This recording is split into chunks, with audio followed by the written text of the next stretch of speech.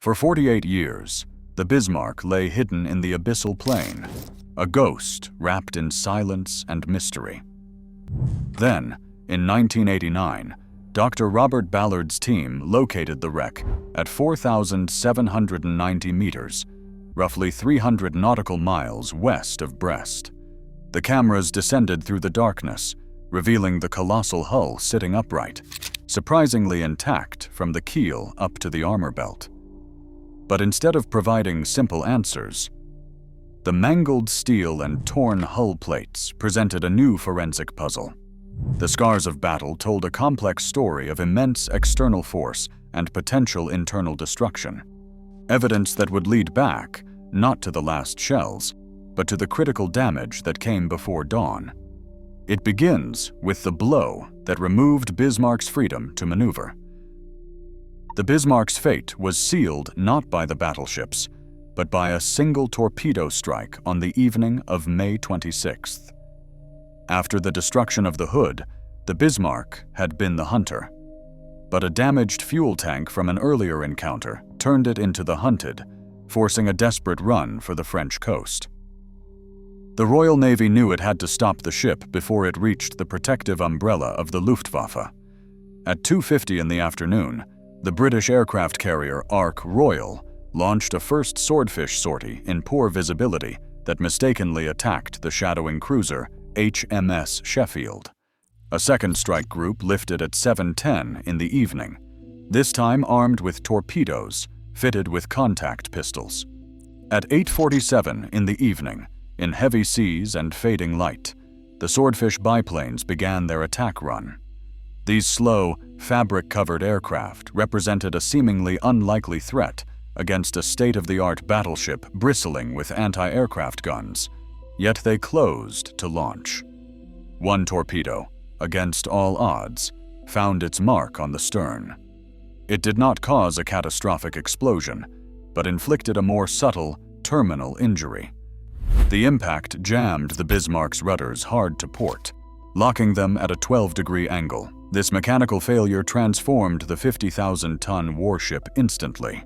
It was no longer a predator, but a crippled, unsteerable vessel, locked into a continuous, slow turn. The crew initiated desperate repair attempts in heaving seas. Damage control parties entered the stern compartments and tried to free the rudders. They attempted to steer by varying the power. 3 propeller shafts failed to respond, but this crude method only forced the ship toward the approaching British battleships. The failure of these efforts eliminated any chance of escape. At 23:40, Admiral Lutyens signaled that the ship was unmaneuverable. He said they would fight to the last shell, and long live the Führer. The bridge understood the consequence in full. The loss of steering meant the fight at dawn could not be avoided. Through the night, Bismarck circled under the eyes of shadowing cruisers, its position reported, its options gone. The air was thick with spray and smoke, and every hour narrowed the distance. The ship that had been built to dominate the Atlantic was reduced to sailing in a helpless arc, awaiting contact. At first light, the home fleet would arrive at gunnery range. What followed was not a chase, but a methodical dismantling of a trapped opponent. At dawn, on May 27th, the dismantling of a battleship began in measured increments of time and fire. At 8:47, the British battleships Rodney and King George V opened fire at a range of roughly 20,000 yards. The Bismarck, trapped and unable to steer, answered with erratic, unaimed salvos from its massive 15-inch guns. It presented a difficult but predictable target. Rodney's early salvos walked in. At approximately 9:02, a 16-inch salvo smashed into the forward superstructure, striking the bridge and main fire control director. In a single moment, the ship's command structure was decapitated. Most senior officers on the bridge were killed. Control was destroyed, blinding the ship's ability to accurately target the enemy. Without central guidance, the main battery turrets fired independently, their shots falling wildly off target. British shells then methodically stripped away the upper works. Secondary anti-aircraft batteries were silenced. Communication antennae collapsed. The ship's capacity to coordinate any defense disintegrated under the bombardment. Meanwhile, the cruisers Norfolk and Dorsetshire closed in, adding their 8-inch guns to the barrage and thickening the cascade of fire across the superstructure. By around 9:10, the pressure widened to include torpedoes. Norfolk fired 4 from more than 10 kilometers. Rodney, unusually for a battleship, launched 6 of her own. No hits were observed, but the attempt underscored the comprehensive effort to finish the job. The volume of fire was enormous. The 2 British battleships alone would send roughly 700 large-caliber shells across the short, brutal engagement. Collectively, the attacking ships would fire on the order of 2,800 shells, scoring around 400 hits. The Bismarck's upper works were shredded and burning, yet the armored citadel and hull held, a testament to robust design that kept the ship afloat even as it was militarily broken. With fire control gone and leadership cut down, the Bismarck lost all offensive capability. The British ships closed to a few thousand yards, firing main batteries into the immobile hull. The systematic destruction of the superstructure rendered the ship ineffective long before the sea claimed it. Amid this ruin, isolated turrets still tried to answer. For a few more minutes, individual guns barked without direction, a last reflex of a ship already silenced in mind, if not yet in voice. The precise moment that voice finally failed is the hinge on which the next hour turns. The next phase is defined by a single fact: the guns went quiet. At approximately 9:27, the Bismarck's forward Anton turret fired the last main battery shot attributed to the ship. Within minutes, by around 9:31, all 4 main turrets were out of action. This precise timing marks a critical pivot point in the battle. The ship was now a defenseless, burning wreck, yet it remained stubbornly afloat. The British bombardment shifted from a tactical engagement to a methodical attempt to sink the immobile hull. Rodney and King George V continued to fire at close range, their shells systematically tearing apart the superstructure. Yet despite the overwhelming damage above the waterline, the Bismarck's vitals remained protected. Its engines and armored magazines sat within a layered citadel, a scheme designed to defeat plunging fire and close-range hits. The ship's buoyancy was a testament to this robust construction, frustrating British attempts to send it to the bottom with gunfire alone. This resilience created an immediate tactical dilemma for the British commander, Admiral Tovey. His ships were critically low on fuel after the long pursuit across the Atlantic. They could not afford to stand and expend ammunition and fuel against a vessel that no longer posed a gunnery threat. The extended period between the silencing of the guns by about 9:31 and the final sinking became the central mystery. For over an hour, the Bismarck absorbed punishment without succumbing to the sea. The main turrets were silenced by a combination of direct hits, cascading power failures, and the loss of trained gun crews. Some turrets were smashed by heavy shells. Others fell quiet as electrical power and communications failed across the battered ship, and as senior officers and key specialists were killed at their stations. The result was absolute. No return, no centralized command, only a burning silhouette taking blows it could no longer answer. With fuel gauges dictating his options, it faced a hard choice. Continued bombardment risked stranding capital ships far from safe harbor.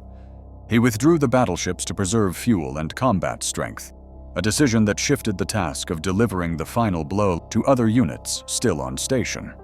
What followed required a closer approach and a different tool. As the wrecked hull refused to sink under shellfire, the next steps would come from another direction, and at ranges where even a crippled giant could be struck below the armor belt. By mid-morning, that task fell to a single cruiser and a set of warheads meant to finish what gunfire could not. With the Bismarck refusing to sink and his battleships critically low on fuel and shells, By about 10:20, Admiral Tovey ordered HMS Dorsetshire to close and deliver torpedoes. Around 10:30, Dorsetshire closed to effective range and fired 2 torpedoes into the starboard side. She then swung across the wake and loosed a 3rd at the port side. The impacts deepened the list and accelerated flooding below the armor belt, the kind of damage designed to compromise buoyancy rather than ignite a magazine. The intent was clear: hasten the end of a vessel that had already endured hours of fire. Below, on the shattered engineering decks, a parallel decision unfolded. Senior Engineering Officer Gerhard Unach directed his men to set the demolition charges with a 9-minute fuse and to open large sea valves to flood interior compartments. He sent a messenger to seek confirmation from the executive officer, Hans Oehls. The messenger never returned. Oehls had been killed around 10 o'clock when a shell from King George V penetrated the upper citadel belt and detonated in the aft canteen area. With communication severed and senior command cut down, Unach primed the charges himself and ordered the engineering crew to abandon their stations. This was not improvisation. It was established protocol to prevent capture. Charges positioned near seawater intakes and in machinery spaces meant to blow open pathways past watertight doors and guarantee rapid ingress of the sea. On deck, surviving officers relayed abandonment orders as fires raged and the list increased. Men went over the side into cold, oil-thick water, while torpedo wakes still foamed past the hull. The sequence of these final acts, external detonations from Dorsetshire and the deliberate scuttling below decks, sealed the ship's fate. Internal scuttling measures overlapped within minutes, a convergence that complicates any single cause explanation. By about 10:35, the Bismarck began to capsize. At approximately 10:40, it sank by the stern, the end of an 8-day sortie, measured now in minutes and meters of water. What precisely pulled the ship under at that hour, torpedo ruptures, engineered flooding, or both, remains the central question. To approach an answer, investigators would turn from testimony and logs to the only witness that does not change its story. The next source of evidence lay on the seabed itself, the wreck's testimony. The discovery in 1989 provided objective data to test the competing claims. For decades, analysis depended on survivor accounts and battle logs. Now the ship's condition could be read like a record. Sitting upright at 4,790 meters, the Bismarck displays a hull surprisingly intact from the keel up to the armor belt. That preservation indicates that while British gunnery ravaged the superstructure, it did not comprehensively breach vital spaces below the waterline. Critical forensic details begin with the torpedo strikes. Along the starboard side, investigators documented massive structural damage consistent with warhead detonations, damage that aligns with Dorsetshire's final attacks. The scope and placement of these ruptures matter. They opened paths for the sea, where armor and compartmentalization otherwise held. By contrast, the port side, the face turned toward the British battle line, shows relatively little damage from large caliber shells below the waterline. This asymmetry supports the conclusion that, despite the ferocity of the barrage, British gunfire, equally important, is what the wreck does not show. There is no evidence of a catastrophic magazine explosion. If a heavy shell had reached the armored citadel and detonated ammunition stores, the forensic signature would be unmistakable: torn plating, radial fractures, and vast debris fields. Its absence argues that the internal structure remained largely intact, even as the upper works were pulverized. Investigators then scrutinized engineering spaces for signs distinguishing internal charges from progressive flooding.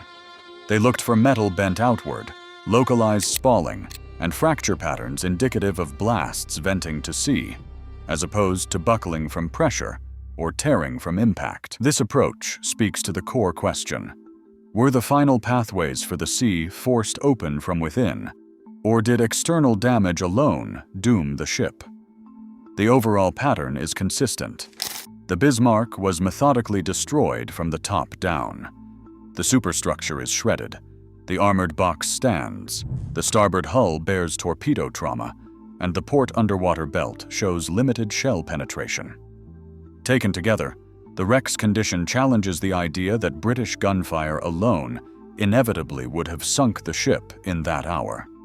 What remains is to test whether specific blast signatures align with known scuttling provisions. That comparison could place intent and mechanism on the same frame. The next layer centers on intent made mechanical. The scuttling charge enigma. The central forensic question is whether the blast patterns on the wreck align with the known locations of the scuttling charges. German battleship design incorporated provisions to deny capture.